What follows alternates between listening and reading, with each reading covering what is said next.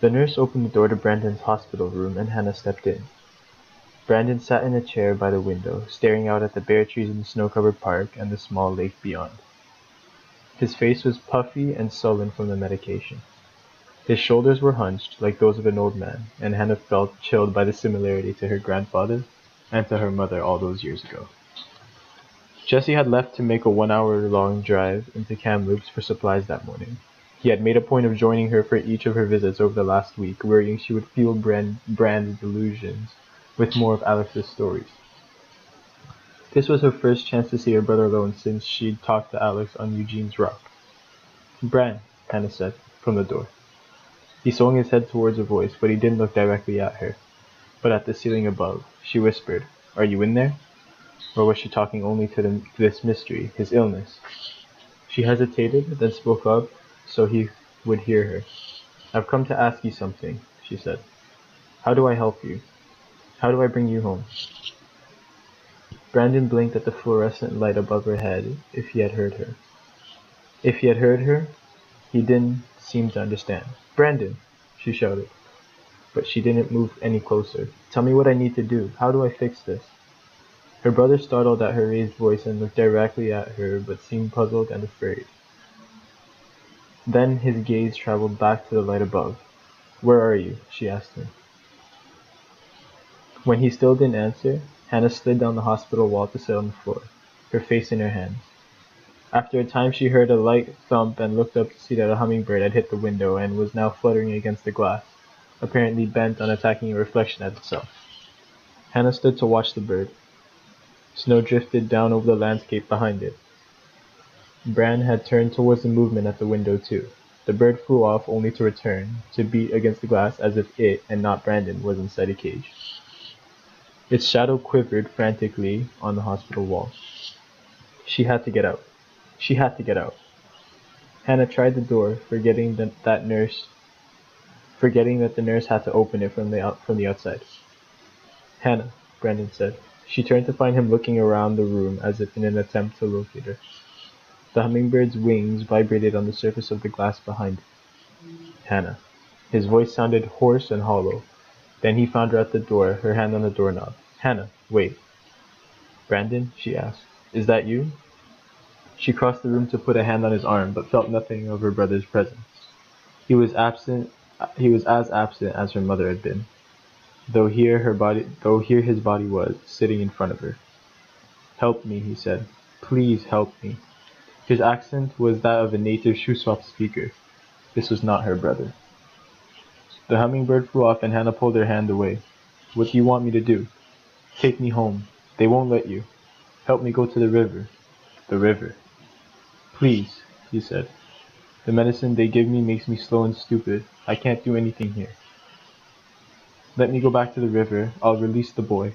I'll go home. Let me go back to the river." Samuel had told his mother. "Will Bran come back when you're gone? Will he be safe?" "I will release the boy." Hannah studied her brother, then stood, looking towards the door. "Christ," she said with despair and resignation, and wrapped the robe around him. "Let's go." Hannah knocked, and after a minute or so a nurse's face appeared at the small window and she opened the door for them. "Taking Brandon to the visiting area?" she asked as Hannah helped her brother walk through. "Yes," she said. But after the nurse left, she steered her brother to the elevator. Hannah guided her brother past the nurse's station and pushed the elevator button. The attending nurse called, "Taking Brandon for a walk outside?" Hannah didn't respond. "You'll need to sign him out." "Like hell I do," Hannah muttered under her breath. The nurse stood as Hannah and Brandon entered the elevator. "How long do you intend to be out with him?" she called. "You're not checking him out, are you? You'll have to talk to his doctor."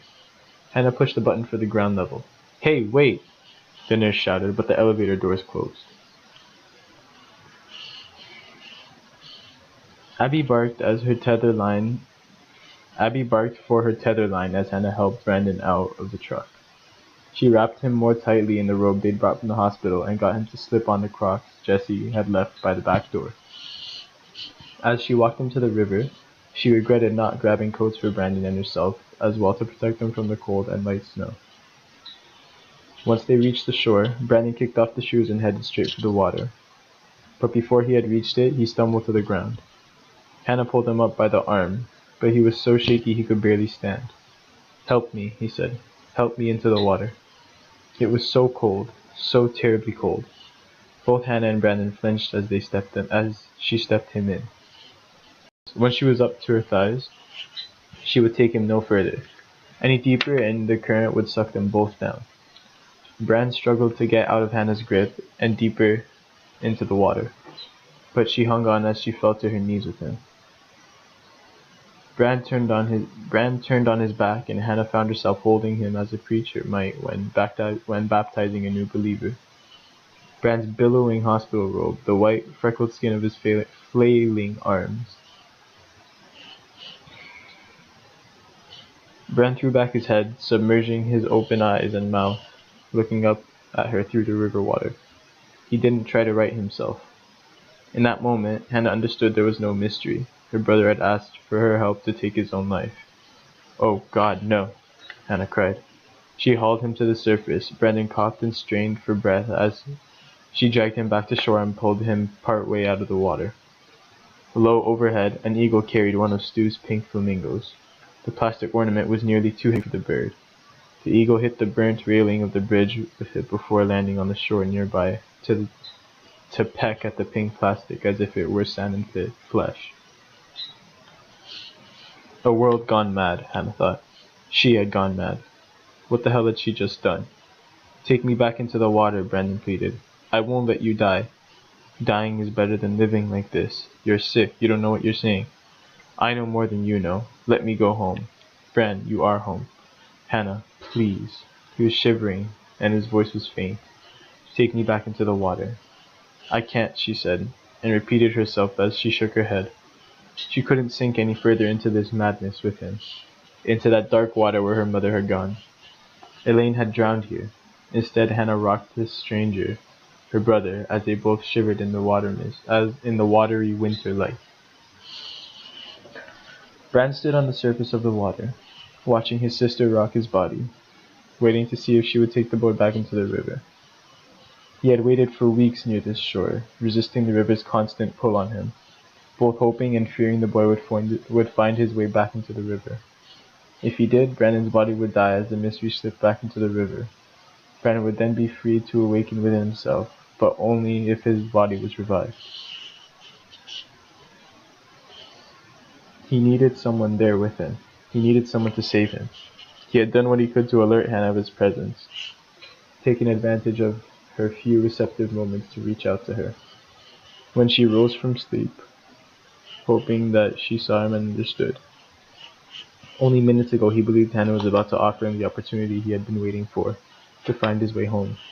But then, just as the boy was about to release himself into the water, she pulled him back out of the water. Now he saw Gina rushing from her house. Even if Hannah had second thoughts and tried again, Gina would never allow her to take the boy back into the water. But maybe Brand could still return, if Hannah acted quickly. He moved closer to shore, calling her, "Hannah." But in her panic and confusion, she couldn't hear him. The boy looked up and clearly saw him. "Help me," he pleaded. It was a strange thing to view himself without, to see his own long torso, his own legs, short for his body. He realized like his father's. He looked so very much like Jesse, the way he held his head upright, not by intention but by design. His upper body naturally like that of the swimmers. "Hannah," Brandon called again. Hannah turned her head towards Gina as her neighbor called her name. "Shit," she said, and then pulled the boy further onto shore. Gina reached them, and together they pulled him up from the water, even as the boy protested, helped him stumble back to the house and onto deck. Gina closed the door into the living room behind them. Brandon stood near the shore a moment longer, looking at the old farmhouse that had been his home. The ragged tar paper on the outside wall, the stack of siding on the front deck. The windows were dark. He couldn't see inside. The house appeared derelict, abandoned. He felt the realization settle onto him. He was already dead. There was nothing left for him here now. He felt the water flowing under his feet, the pull of the river urging him along. After weeks of resisting the water's call, he finally turned and walked the surface of the river over the spawning grounds, then around Dead Man's Bend. At the lake, he stopped to take one last look back at the farmhouse and the burned bridge beyond his home valley. Then he joined the trickle of souls making their slow, winding journey down this watery trail, following the same route the salmon traveled down to the Pacific, south as to the land of the spirits.